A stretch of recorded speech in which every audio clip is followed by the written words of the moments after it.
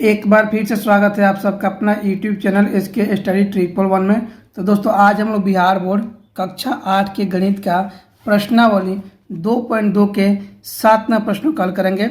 इससे पहले हम लोगों ने लगातार 2 वीडियो में 1 से लेकर 6 तक के प्रश्नों को हल किया। बहुत ही मज़ेदार प्रश्न था। अगर आपसे वीडियो नहीं देखा है तो डिस्क्रिप्शन बॉक्स में लिंक है, वहाँ से आप लोग देख सकते हैं। ठीक है दोस्तों। और हाँ दोस्तों, वीडियो को पूरा देखिएगा तभी आपको सही प्रश्नों का समझ में आएगा। अगर आप इस चैनल पर नए हैं तो चैनल को सब्सक्राइब कर लीजिए और बेल आइकन दबा दीजिए। चलिए वीडियो को शुरू करते हैं। तो देखिए दोस्तों, 7वां प्रश्न कह रहा है, पिता ने अपने 3 संतानों के बीच अपनी संपत्ति का बंटवारा 1:2:3 के अनुपात में करता है। ठीक है। और अपने लिए 1 लाख रुपया रखता है। ठीक है। यदि उसकी कुल संपत्ति 2.5 लाख रुपया की हो तो प्रत्येक संतान के हिस्से में क्या मिला। ठीक है। देखिए 3 संतान है और तीनों संतान को 1:2:3 के अनुपात में बांट दिया और अपने पास कितना रख रहा है 1 लाख रुपया की। ठीक है। और बोल रहा है उसकी कुल संपत्ति 2.5 लाख रुपया है। ठीक है। 2.5 लाख रुपया है तो प्रत्येक जो उसके संतान है उसको कितने रुपये प्राप्त हुए। ठीक है। चलिए प्रश्न को हल करते हैं। बंटवारा हो रहा है 1:2:3 में। ठीक है।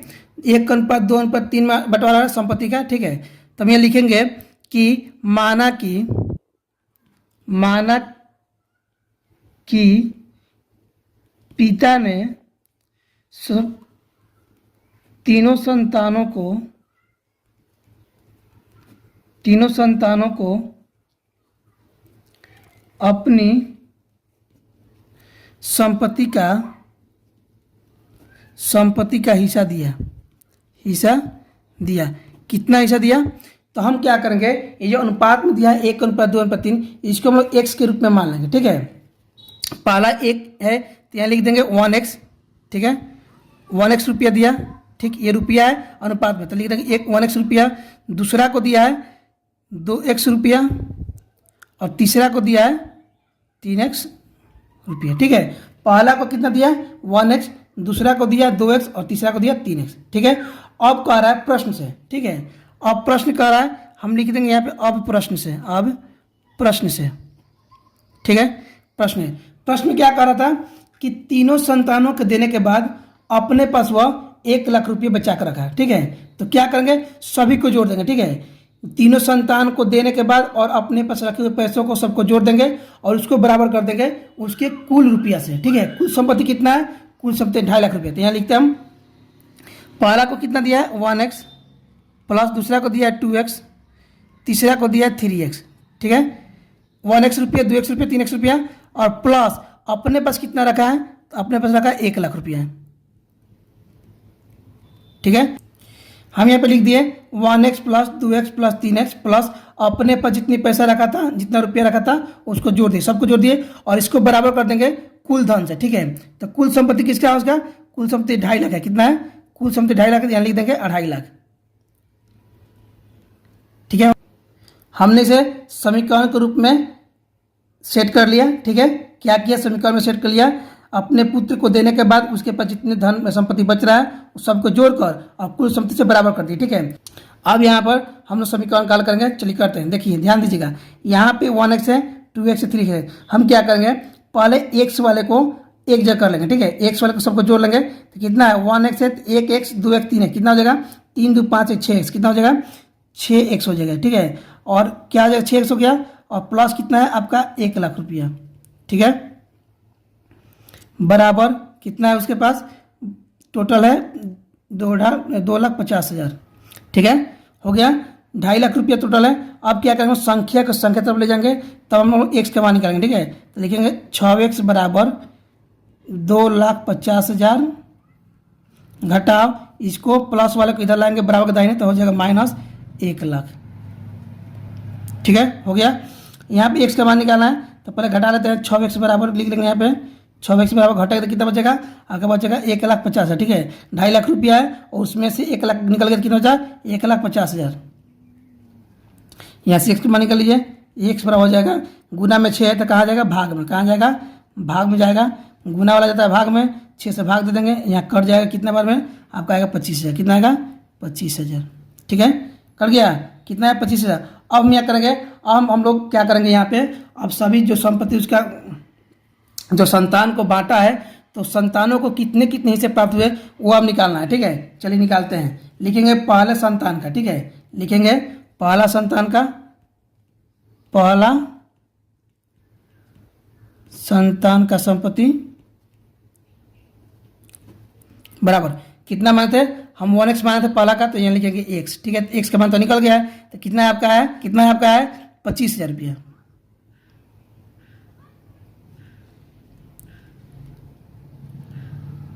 ठीक है। पहला संतान कितना हुआ, पहला संतान को मिला 25,000 रुपया। अब लिखेंगे दूसरा का, ठीक है, क्या लिखेंगे दूसरा संतान का, दूसरा संतान का संपत्ति, इसको कितना प्राप्त हुआ है, तो माने कितना हम लोग 2x माने हैं, ठीक है। क्या माने हैं 2x, तो यहाँ लिखेंगे 2x, ठीक है 2x। अब क्या करेंगे, दो में हम लोग x का मान कितना आया था, x का मान 25 आया था, तो इसे गुना कर देंगे, ठीक है। क्या करेंगे दो में 25,000 से गुना कर देंगे तो कितना मिलेगा 50 है, 25 दूनी 50,000, ठीक है। अब तीसरा संतान को लिख देंगे कि तीसरा संतान को कितना संपत्ति मिला हुआ है, तीसरा संतान को, तीसरा संतान का संपत्ति कितना है, कितना माने थे हम लोग माने थे 3x, कितना माने थे 3, से नहीं लिखेंगे 3x हम बराबर 3 गुने 25,000, जहाँ जहाँ x है वहाँ 25,000 बैठा कर गुना कर देंगे, ठीक है। क्योंकि x का मान कितना आया था 25,000 आया था, 25 तिहाई 75,000, ये हुआ आंसर, ठीक है। पहले संतान कितना मिला 25,000, दूसरे को कितना मिला 50,000 और तीसरे को कितना मिला 75,000, ये हुआ आपका आंसर, ठीक है। चलिए ये हुआ आपका 7 नंबर। अब आगे देखते हैं हम लोग 8 नंबर। तो देखिए दोस्तों 8 नंबर प्रश्न क्या कर रहा है कि 11 के लगातार 3 गुणजों का योग 231 है, तो उन्हें ज्ञात कीजिए, ठीक है।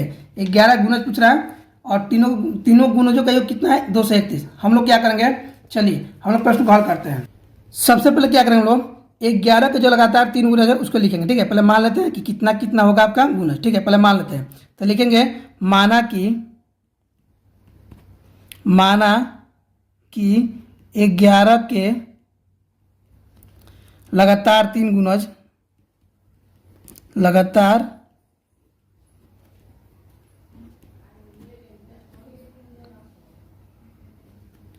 3 गुणज कितना है, एक मानेंगे x, ठीक है, पहला हो गया x, दूसरा मानेंगे हम लोग x प्लस 11, कितना मानेंगे x प्लस 11, और तीसरा को मान लेंगे हम x प्लस 11 प्लस 11, ठीक है। तीनों को मान लिए, 3 गुणज कितना हुआ x माने है, दूसरा माने x प्लस 11, तीसरा माने x प्लस 11 प्लस 11, ठीक है। अब प्रश्न में कह रहा था कि सभी का योग, ठीक है, सभी गुणजों का योग आपका 231 है। तो हम क्या करेंगे, अब लिखेंगे यहाँ से अब प्रश्न से सबको जोड़ लेते हैं, ठीक है। तो कितना है, पहला का x है, दूसरा का x प्लस 11 है, और तीसरा कितना है x प्लस 11 प्लस 11 है। सभी का योग कितना है 231, सभी का योग कितना है 231। अब देखिए ध्यान दीजिएगा यहाँ पे एक देखिए सभी क्या करेंगे, सभी x को जोड़ लेंगे, ठीक है, सभी x को जोड़ लेंगे, 1 2 3 x है तो लिख देंगे यहाँ 3x प्लस, अब जो संख्या उसको जोड़ लेंगे, संख्या कितना है 11 11 11, कितना हुआ 11 3 33, कितना हो गया 11 11 कितना हो गया, जोड़ेंगे तीनों को तो होगा 33 बराबर 231 हो गया, ठीक है। अब क्या करेंगे हम लोग कि संख्या को संख्या तरफ कर लेंगे, ठीक है। तो संख्या 33 है, इसको बराबर के दाहिने ले जाएंगे, तो लिखेंगे यहाँ पे 3x बराबर 231 और घटाओ 33, क्यों घटा होगा, क्योंकि प्लस में प्लस बराबर के दाहिने आएगा तो क्या होगा घटा हो जाएगा, ठीक है। घटा लेते हैं, यहाँ पे लिखते हैं 3x बराबर, घटाएंगे तो क्या मिलेगा 198, ठीक है। कितना मिला 198, यहाँ पे x का मान निकालेंगे, चलिए x का मान निकालते हैं। x बराबर लिखेंगे 198 और बट्टा 3 क्यों, क्योंकि 3 x में है, 3 गुना में है, और गुना कहाँ है तो बराबर का जब दाहिने आएगा तो भाग में कट जाएगा, कटा लेते हैं इसको, कितना 36 18 36 18 कितना आएगा 66, ठीक है। x का मान कितना है आपका आ गया 66, ठीक है, x मान 66 आ गया। अब क्या करेंगे हम लोग, जो माने थे x का लगातार 3 गुणज उस सभी में x के मान को बैठा देंगे और उसका आंसर निकाल देंगे, ठीक है, मान निकाल देंगे। तो पहला लिखेंगे हम लोग, यहाँ लिखेंगे कि अतः 11 के लगातार 3 गुणज, 11 के लगातार 3 गुणज, ठीक है। पहला गुणज क्या होगा, पहला कितना माने थे हम लोग x माने थे, पहला x माने थे, तो x की जगह पर क्या लिख देंगे हम 66, एक्स का मान कितना आया था 66, पहला हो गया आंसर। ठीक है, पहला गुना कितना हुआ 66। दूसरा लिखेंगे हम, दूसरा कितना था, दूसरा मान था हम एक्स प्लस 11, तो लिखेंगे एक्स प्लस 11।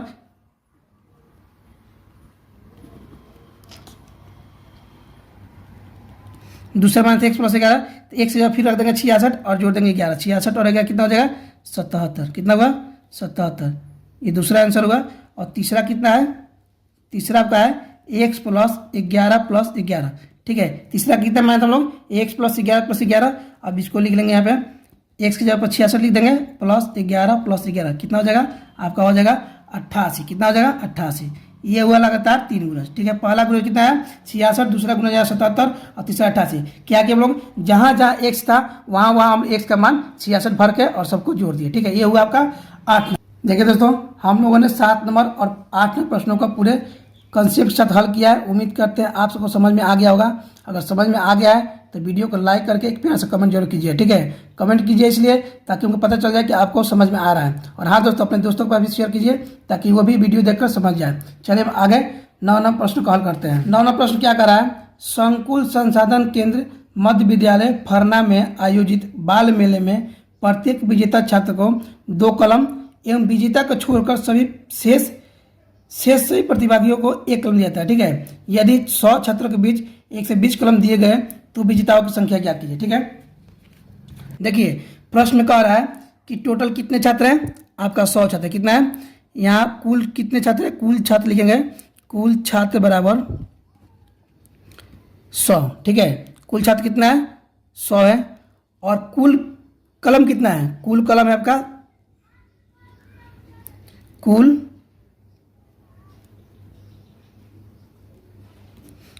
कलम जो बांटा जा रहा है 120 है। ठीक है, कुल छात्र है 100 और कुल कलम है कितना 120। हम क्या करेंगे, पहले विजेता की संख्या मानेंगे। ठीक है, क्योंकि प्रश्न में विजेता की संख्या पूछ रहा है तो पहले विजेता की संख्या ही मानेंगे।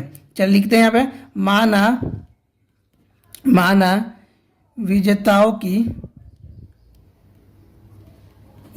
की संख्या बराबर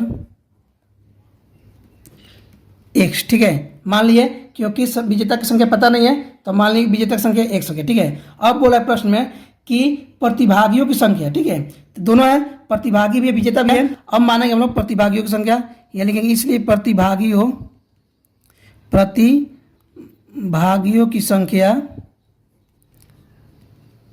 की संख्या बराबर, देखिए कुल छात्र कितने थे 100 थे, कुल छात्र कितने थे 100 थे और यहाँ विजेता की संख्या कितना माने 1 से, तो जो घटाने को जितना बचेगा वो क्या होगा प्रतिभागी संख्या। ठीक है, क्या होगा प्रतिभागियों की संख्या। तो 100 टोटल छात्र थे और उसमें से हम लोग क्या किए x को घटा देंगे विजेता की संख्या को, तो क्या मिलेगा हम लोग को प्रतिभागी संख्या। ठीक है, विजेता कुल छात्र में से विजेता की संख्या घटा देंगे तो हम लोग को प्रतिभागी की संख्या प्राप्त होगा। ठीक है, अब चलिए अब प्रश्न से करते हैं। अब प्रश्न जो बोल रहा है वो लिखेंगे। ठीक है, देखिए प्रश्न कह रहा है कि प्रत्येक विजेता को 2 कलम। ठीक है, तो हम लोग प्रत्येक विजेता कितना माने x माने। ठीक है, तो x में 2 से गुना कर देंगे, निकल गया। प्रत्येक विजेता को 2 कलम, तो विजेता को 2 से गुना कर देंगे, ये हो गया विजेता का। ठीक है, और उसमें जोड़ देंगे कितना, हम जोड़ देंगे आपका 1 गुने 1 ब्रैकेट में क्या हो जाएगा 100 माइनस x। ये कहाँ से लिखे, क्योंकि प्रश्न कह रहा था कि विजेता को छोड़कर सभी प्रतिभागियों को 1 कलम दिया गया। ठीक है, तो 1 कलम दिया गया है और कितने प्रतिभागी हैं तो 100 माइनस x। ठीक है, 1 कलम और 100 माइनस x प्रतिभागी दोनों गुना कर देंगे और सबको जोड़ देंगे। सबको जोड़ेंगे तो कितने बराबर करेंगे हम लोग 120 का, क्या करेंगे 120 के बराबर करेंगे। क्यों, क्योंकि 120 सबका क्या है कुल कलम है। ठीक है, समझ में आ रहा है। चलिए आगे देखिए, हम लोग यहाँ समीकरण सेट कर लिए, अब इसको हल करते हैं। जब x में 2 से गुना करेंगे तो कितना होगा 2x होगा, 2x हो गया। प्लस देखिए 100 में 1 से गुना करेंगे तो कितना होगा 100 होगा, बारी बारी से गुना करेंगे, जो ब्रैकेट में संख्या है उसके बारी बारी संख्या से बारी बारी गुना करेंगे, तो 100 गुने 1 100 गुने 1 100 हो गया, और माइनस x गुने 1 कितना होगा 1 हो जाएगा, और बराबर कितना हो गया 120 हो गया। आप ध्यान दीजिएगा यहाँ पे 2x और x है, तो पहले क्या करें x का काम कर लेते हैं, तो 2x में से x जाएगा तो कितना हो जाएगा x मिलेगा। ठीक है, क्योंकि ये 2x प्लस में और 1x है माइनस में, बराबर यहाँ लिखेंगे 120 और संख्या है 100, संख्या क्या करें बराबर दाहिने लेंगे तो प्लस हो जाएगा माइनस। ठीक है, लिखेंगे x बराबर 120 में 100 गया कितना मिला 20। ठीक है, 20 मिला। ये 20 क्या हुआ? 20 हुआ विजेता की संख्या। प्रश्न में पूछ रहा था कि विजेता की संख्या क्या है, तो यहाँ लिखेंगे इसलिए विजेताओं की संख्या बराबर विजेताओं की संख्या बराबर कितना माने थे हम लोग? x माने थे, x मान आ गया 20, यहाँ लिखेंगे 20। ये हुआ आंसर। ठीक है, विजेता की संख्या निकल गया, ये हुआ विजेता की संख्या 20। ठीक है, चलिए फिर समझ लीजिएगा। प्रश्न कह रहा था कि प्रत्येक विजेता को 2 कलम, तो विजेता माने थे x, तो x में 2 से गुना कर दिए, और बोल रहा है कि विजेता को छोड़कर सही प्रतिभागी को 1-1 कलम। तो एक में क्या किया हम? सही प्रतिभागी से गुना कर दिए, 100 - x बराबर 100 में 100 - x कर दिए, 1 से गुना कर दिए। एक में 100 में 1 से गुना कर दिए, और इसको बराबर कितने से कर दिए? कुल कलम से। कुल कलम कितना था? 120 था, और जब इनको हल किए तो कितना मिला? 1/20। तो विजेताओं की संख्या कितना हुआ? 20 हुआ। ठीक है, चलिए अब आगे देखते हैं 10। देखिए दोस्तों, अंतिम प्रश्न 10 नंबर क्या कह रहा है? रवि के पिता की वर्तमान उम्र, रवि के वर्तमान उम्र के 3 से 5 वर्ष अधिक है। ठीक है, 5 वर्ष बाद उनकी उम्रों का योग 47 वर्ष होगा। दोनों की वर्तमान उम्र ज्ञात कीजिए। ठीक है, देखिए रवि के वर्तमान उम्र क्या बोल रहा है ना, तो क्या करेंगे हम लोग कि रवि का ही उम्र मान लेंगे। ठीक है, रवि के वर्तमान, प्रश्न क्या कर रहा है कि रवि के पिता की वर्तमान उम्र, रवि के वर्तमान उम्र के 3 से 5 वर्ष अधिक है। ठीक है, तो पहले क्या करें हम लोग कि रवि के वर्तमान उम्र मान लेंगे। ठीक है, चलिए हम लोग मान लेते हैं कि माना कि रवि के वर्तमान उम्र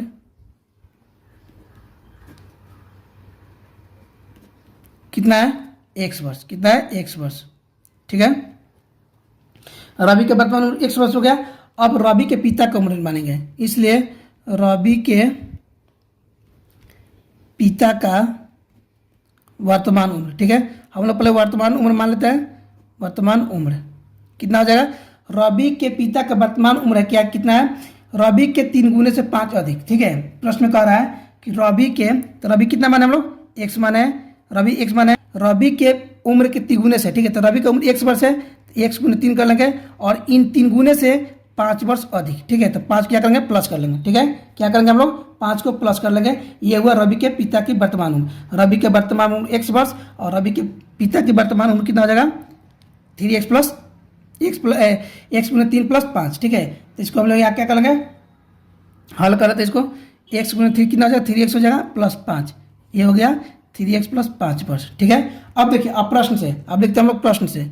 अब प्रश्न में कह रहा है कि वर्तमान उम्र तो हम लोग मान लिए, अब बोला है 5 वर्ष बाद उसकी उम्रों का योग 47 वर्ष है।